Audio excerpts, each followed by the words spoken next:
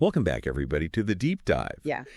Today we're diving into jobs to be done, JTBD, and I think this is a really exciting one because it really gets at what makes customers tick. Yeah, it really does. It flips the script on how we traditionally think about, products and services. It's not about those features and benefits. Right. It's about understanding that deep down inside, a customer wants to get a job done. It's about the why. Exactly. Not the what. It's a whole new way of thinking. I love that. So, traditional companies kind of miss the mark here, right? Absolutely. They get so focused on, all the bells and whistles, all the product. Yeah, all the new features, and they kind of lose sight of, what problem are they actually solving for the customer? It's like making this super fancy spaceship, but not knowing where to, send it. Exactly. You're just launching it out there aimlessly into the void. So JPBD is kind of like our, our North Star, our compass. Yeah, it's a framework. It's a way of thinking that helps us really understand the customer's perspective and make sure we're solving the right problems. Exactly. Okay, so give me an example. Sure. So let's say you want to visit your family on special occasions. Okay.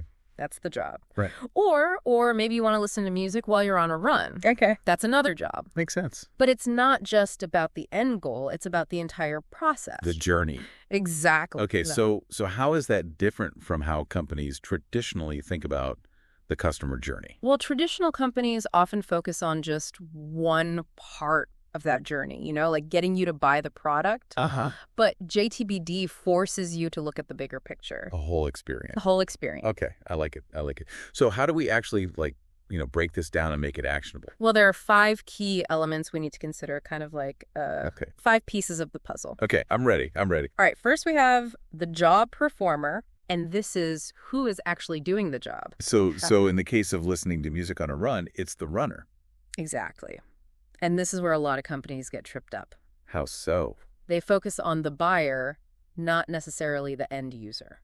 Okay, so like if I'm buying a toy for my niece, yeah, she's the performer. Precisely. Yeah. Even though you're the one with the credit card? Right. That makes sense. So we got to remember all those different roles involved. Yeah. The influencers, the buyers, the users, because their needs might be different. Makes sense.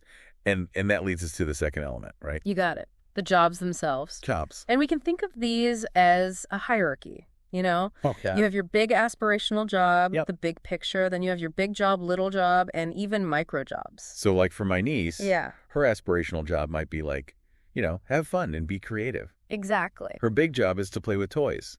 The little job could be build a tower with blocks. And the micro job. Find the right size block. Exactly. I love it. You see how we're zooming in on the experience? Yeah. And traditional companies, they kind of miss these nuances. They're missing the blocks for the tower. They miss the blocks. They miss the whole structure. Right. So JTBD helps us map out this whole ecosystem so companies can design products that actually work. That actually support those different levels. At every level. I love it. So, okay, we've got these jobs broken down. Yeah. We know who's performing them. But how do we make sure that companies don't get lost in all these different levels? That's where the third element comes in. Okay. Process. Okay, process. It's about mapping out the stages of the job. Yeah. So it becomes less abstract and more actionable. Give me an example. Sure. Think about attending a conference. Okay. You have the planning stage. Right, choosing which one to go to. Exactly.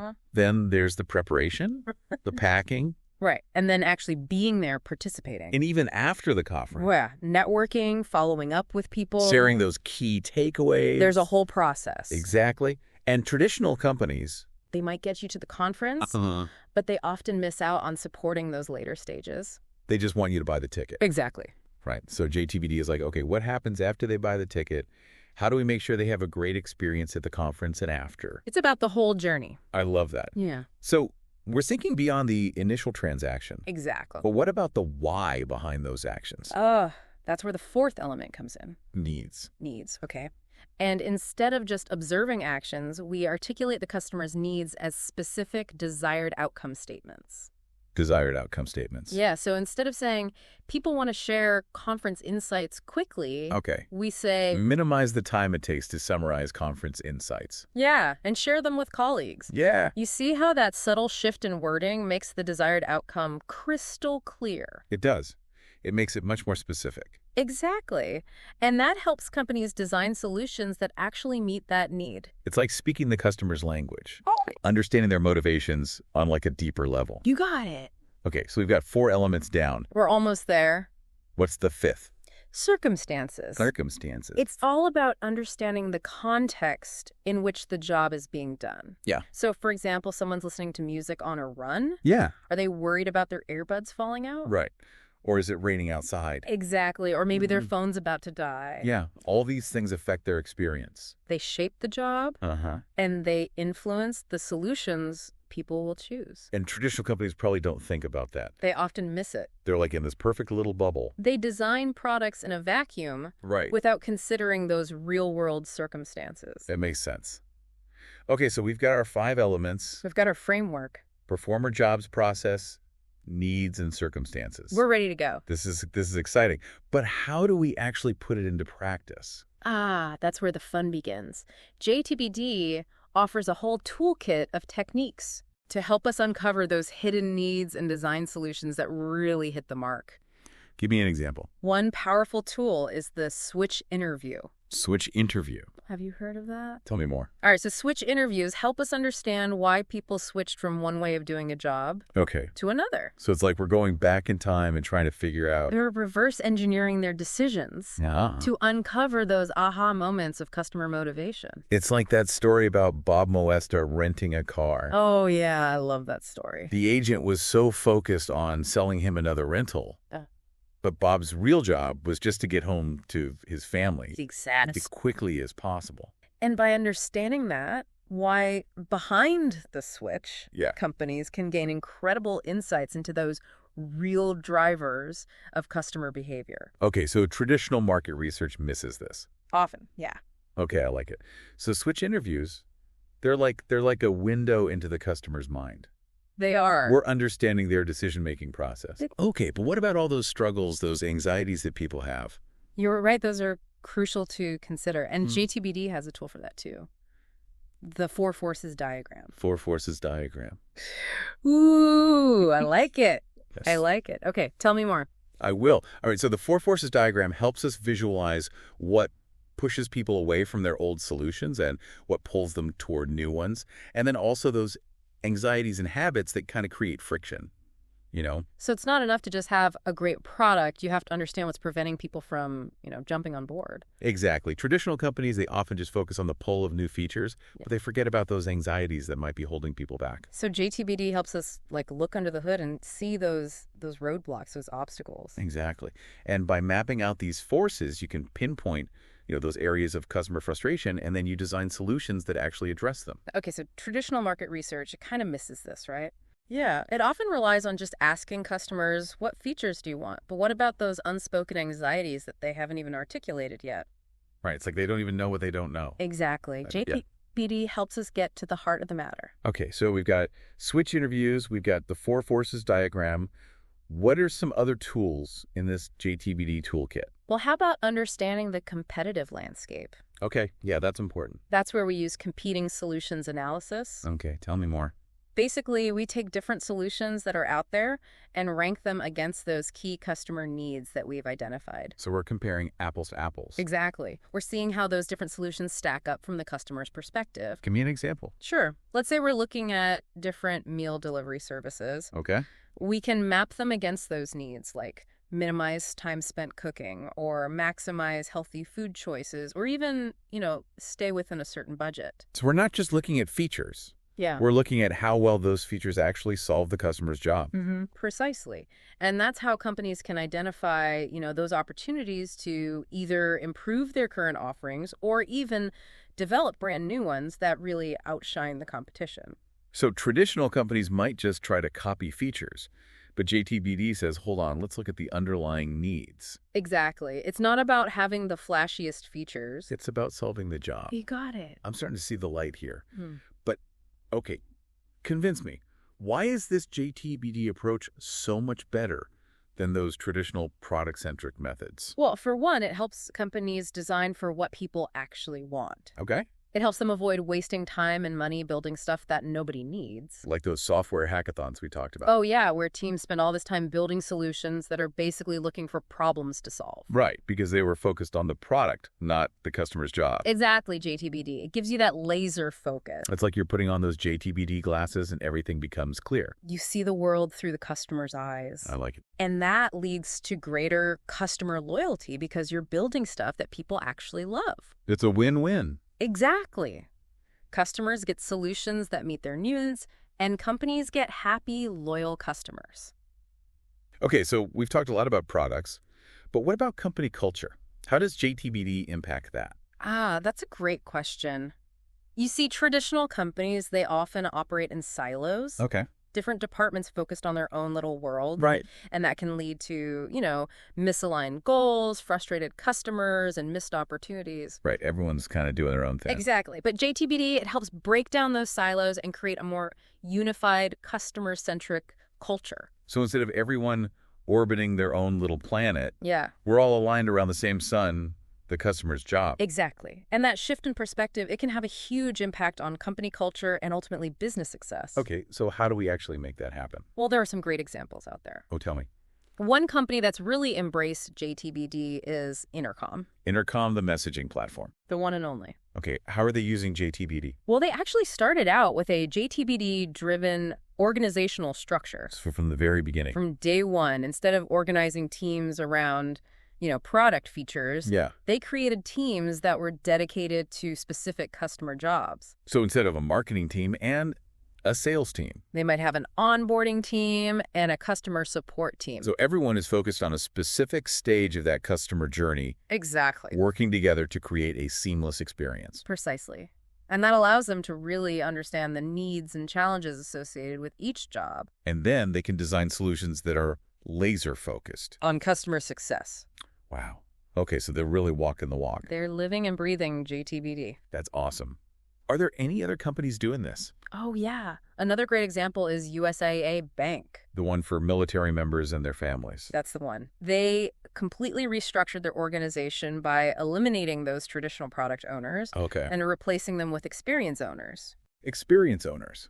Yeah, so instead of someone owning checking accounts of the product, they might have an experience owner for daily spending. So they're responsible for everything related to that job. Exactly. From the checking accounts to the credit cards to the mobile banking. It's like they're thinking about the customer's needs holistically. Exactly. Not just focusing on those individual products. I like it. It's a much more customer-focused approach. These examples are so inspiring. They are. It really shows how JTBD can be a catalyst for change, not just for products, but for entire companies. It's a whole new way of thinking. It's like we're shifting from a company-centric universe to a customer-centric one. Exactly. Where everything revolves around helping those customers achieve their desired outcomes. And in today's world, customer experience is everything. It's the battleground. So this is a pretty powerful advantage. Absolutely. But becoming truly customer-centric, it's not just about changing your org chart or putting JTBD on your business cards. Right. It's got to be more than that. It's a fundamental shift in thinking. It's a mindset. It's a commitment. So how do we actually make this happen? How do we embed JTBD into a company's DNA? It starts with leadership. Okay. Leaders have to champion this customer-centric philosophy. You have to walk the walk. Exactly. Right. And empower their teams to adopt a JTBD mindset. So it's about creating a culture where understanding the customer's job is everyone's responsibility. Exactly. It's not just a few JTBD gurus tucked away in a corner office. Right. It's got to be everyone. It needs to permeate the entire company. This sounds like a pretty big transformation, especially for those companies that are used to doing things the old way. It can be a challenge, but it's worth it. So for companies that are just starting out with JTBD, what advice would you give them? Well, even adopting certain aspects of the framework can make a big difference. Okay, so where should they start? One great starting point is customer research. Okay. Conducting those in-depth JTBD interviews. Even if those customers aren't currently using their product? Exactly. Remember, JTBD is about understanding the job, not just your specific solution. Right. So talking to people who are trying to get that job done, regardless of how they're doing it now, can really unlock those hidden opportunities. It's like we're expanding our view beyond our existing customers. Exactly.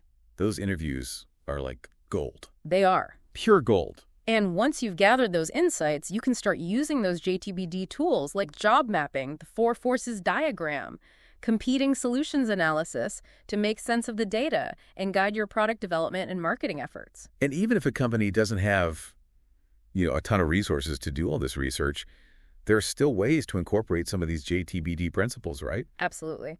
Just start by asking yourself, what job are my customers hiring my product to do? Yeah. And then think about how you can better support them in getting that job done. So it's about shifting your perspective. Exactly. From what are we selling to what are our customers trying to achieve? You got it. Even small changes can make a big difference when they're rooted in that deep understanding of the customer's job. And that's what JTBD is all about.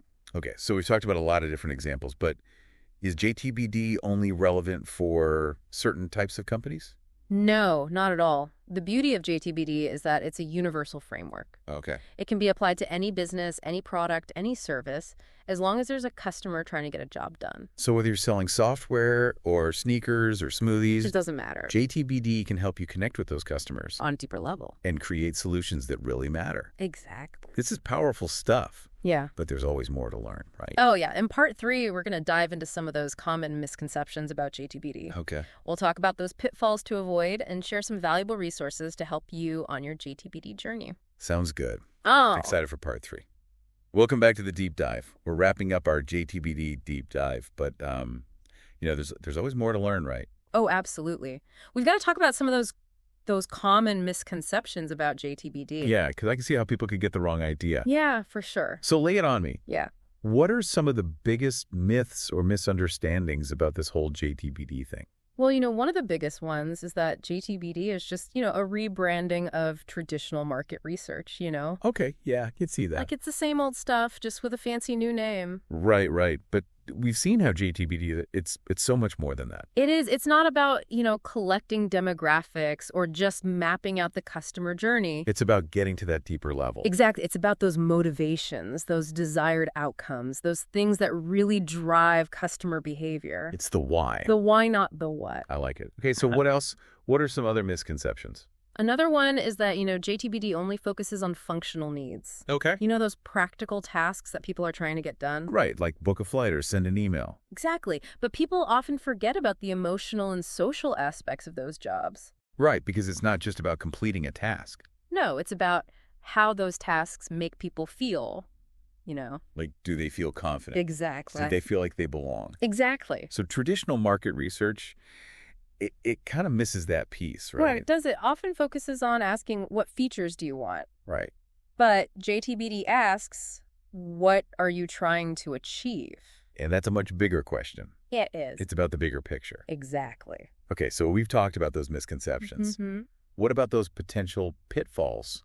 Those traps that companies can fall into when they're trying to implement JTBD? Oh, yeah. There are a few. Like what? Well, one is, getting stuck in the research phase. Analysis paralysis. Exactly. You can spend so much time gathering data that you never actually get around to taking action. So it's important to strike that balance. You got to know when to stop researching and start doing Action. Exactly. What Yeah. else? Another pitfall is mistaking correlation for causation. Okay, explain that one. So just because two things happen together doesn't mean that one caused the other. Give me an example. Okay, so let's say you notice that people who buy your product also happen to enjoy yoga. Okay. That doesn't necessarily mean that yoga is directly related to the job they're hiring your product to do. That could just be a coincidence. Exactly. So you got to be careful about jumping to conclusions. Right. Your insights have to be based on solid evidence. Exactly. And speaking of evidence, another trap is relying too much on quantitative data or surveys. Okay. While those tools can be useful, Yeah. they often miss those nuances and that context that you get from qualitative research. So those in-depth JTBD interviews are still crucial. They are, because that's where you really get to understand the customer's world. Right. You're not just looking at numbers, you're talking to real people. Exactly. Okay, so we've talked about research, we talked about data. Mm-hmm. What about the company itself? Well, one of the biggest pitfalls is failing to integrate JTBD into the company culture. Okay, yeah, I can see that. If it's just seen as a side project or a marketing initiative, it's not going to have a lasting impact. It has to be part of the DNA. Exactly. It's a mindset shift, not just a new set of tools. Okay, so for those listening who are like, okay, I'm sold, I want to learn more about JTBD, what resources would you recommend? Well, there are some fantastic books out there. Oh, yeah. Competing Against Luck by Clayton Christensen is a must-read. I've heard good things. It's a classic. And then for a more practical hands-on guide, there's The Jobs to be Done Playbook by Jim Kalbach. Okay, I'll check that out. And of course, there's a ton of information online. Oh, yeah. Blogs, podcasts, forums, all dedicated to JTBD. It's a whole community. It is a very active community. That's awesome. So no matter where you are in your JTBD journey, there's help out there. There's support. There are resources. This has been a really eye-opening deep dive. It has. We've learned so much about JTBD. We've covered a lot of ground. From those core principles to those real-world examples to those misconceptions and pitfalls. I hope you're feeling inspired. I'm ready to go out there and put all this into practice. That's what we like to hear. So as we wrap up this deep dive, we leave you with this final thought. Okay. What job are you trying to get done? In your own life. In your work? In your relationships? Think about it. How can understanding that job unlock new possibilities for you? Keep those questions in mind and keep exploring the amazing world of JTBD. Happy diving, everyone. Until next time.